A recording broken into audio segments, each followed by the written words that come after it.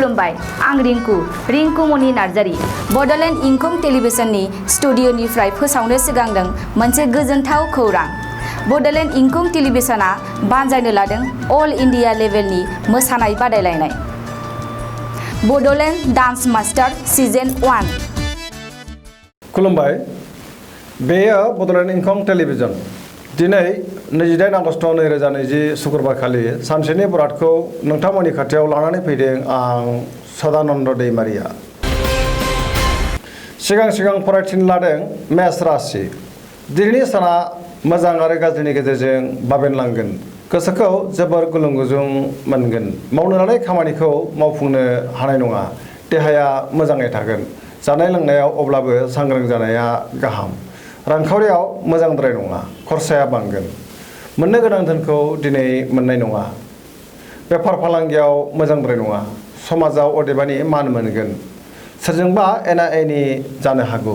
सांग्रां थानाया गाहाम। न'खराव अनलायनाय फैगोन। फिसाज्ला एबा फिसाजोनि थाखाय जिंगाया बांगोन। साननायफोरा देबार नांगोन। वृष राशि। दिनैनि साना जोबोर मोजां। गुबुननि हेफाजाब मोननानै गोसोखौ जोबोर गोजोननाय मोनगोन। गोसोआव बोलो बांगोन। मावनो लानाय खामानिखौ गोरलैयैनो मावफुंनो हागोन। समाजाव मान मोनगोन। रांखावरियाव मोजां। बेफार फालांगियावबो जोबोर मोजां। बहाबा थाङोब्ला दिनै मोजाङै हान्थिनो हागोन। न'खराव बिसि फिसायनि गेजेराव अनलायनाय फैगोन। देहाया मोजाङै थागोन। सेंग्रा सिख्लाफ्रा जोबोर रमान्टिक जागोन। मिथुन राशि। दिनैनि साना जोबोर मोजां। गोसोखौ जोबोर गोजोननाय मोनगोन। देहाया मोजाङै थागोन। अब्लाबो जानाय लोंनायाव सांग्रां जानाया गाहाम। रांखावरियाव मोजां। बेफार फालांगियावबो जोबोर मोजां। न'खराव अनलायनाय फैगोन। समाजाव मान मोनगोन। मावनो लानाय खामानिखौ गोरलैयैनो मावफुंनो हागोन। गुबुननि हेफाजाब मोनगोन। बबेबा फोरबोआव बाहागो लानो खाबु मोनगोन। बयजोंबो अनसायजागोन।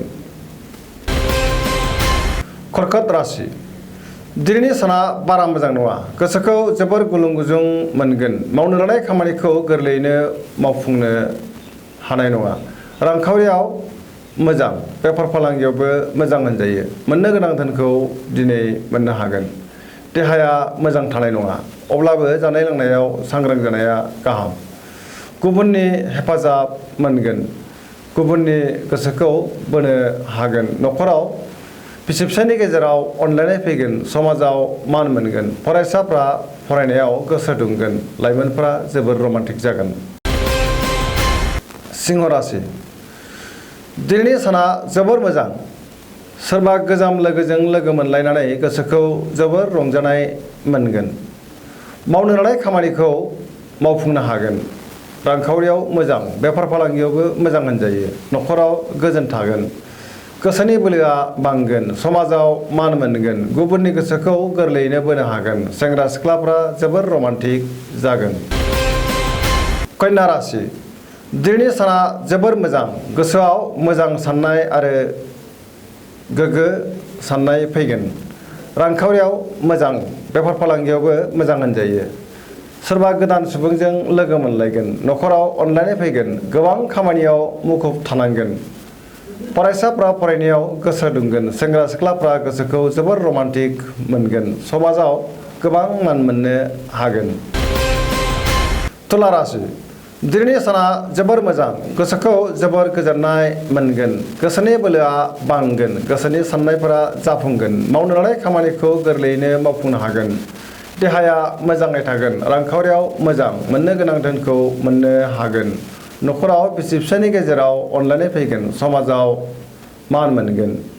बेफार फालांगियाव मोजां मुलाम्फा मोनगोन। सेंग्रा सिख्लाफ्रा मोजां खौरां मोनगोन। फरायसाफ्रा फरायनायाव गोसो दुंखांगोन। गोसोनि बोलोआ बांगोन। वृश्चिक राशि। दिनैनि साना मोजां आरो गाज्रिनि गेजेरजों बाबेनलांगोन। गोसोखौ गुलुं गुजुं मोनगोन। मावनो लानाय खामानिखौ थि समाव मावफुंनो हानाय नङा। गोसोनि साननाया देबार नांगोन। गोसोनि बोलोआ लोरबां जागोन। समाजाव अदेबानि मान मोननो हागोन। न'खराव अनलायनाय फैगोन। रांखावरियाव मोजां। बेफार फालांगियावबो मोजां मुलाम्फा मोनगोन। देहाया मोजाङै थागोन। गुबुननि गोसोखौ बोनो हागोन। जायखि खामानि मावा मानो हेंथा नुजाथिगोन। गोसोआव जिंगाया बांगोन। धनु राशि। दिनैनि साना जोबोर मोजां गोसोआव मोजां साननाय फैगोन आरो पजिटिभ एनार्जिनि गोहोम गोग्लैगोन गोसोनि बोलोआ बांगोन मावनो लानाय खामानिखौ थि समावनो मावफुंनो हागोन रांखावरियाव जोबोर मोजां बेफार फालांगियावबो मोजां होनजायो देहाया मोजाङै थागोन अब्लाबो जानाय लोंनायाव सांग्रां जानाया गाहाम न'खराव अनलायनाय फैगोन बिमा बिफानि अननाय मोनगोन गुबुना खहा खालामनो नाजागोन नाथाय हानाय नङा मकर राशि दिनैनि साना बारा मोजां नङा गोसोखौ गुलुं गुजुं मोनगोन देहाया मोजां थानाय नङा गोसोनि साननाया अदेबानि जाफुंगोन रांखावरियाव जोबोर मोजां बेफार फालांगियावबो मोजां होनजायो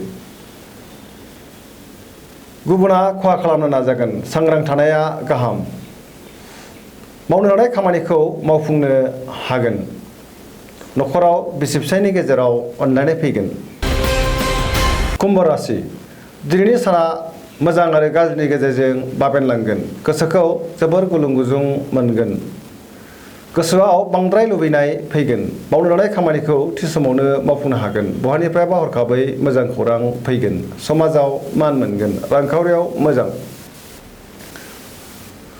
देहाया मोजाङै थागोन अब्लाबो जानाय लोंनायाव सांग्रां जानाया गाहाम न'खराव बिसि फिसायनि गेजेराव अनलायनाय फैगोन मीन राशि दिनैनि साना जोबोर मोजां गोसोखौ जोबोर गोजोननाय मोनगोन गोसोनि बोलोआ बांगोन देहाया मोजाङै थागोन रांखावरियाव जोबोर मोजां मोननो गोनां धोनखौ दिनै मोननो हागोन बेफार फालांगियावबो मोजां मुलाम्फा मोनगोन न'खराव अनलायनाय फैगोन सेंग्रा सिख्लाफ्रा गोसोखौ जोबोर रमान्टिक मोनगोन गोसोनि साननायफोरा जाफुंगोन दिनैनि राशि फरायथिनाया एसेनोसै जोबनायाव बेखौनो खावलायो जाहाथे नोंथांमोना सानफ्रामबो जोंनि बे बड'लेण्ड इंखं टेलिभिजनखौ नायबाय थायो आरो साबस्क्राइब खालामो एसेनोसै गोजोन्थों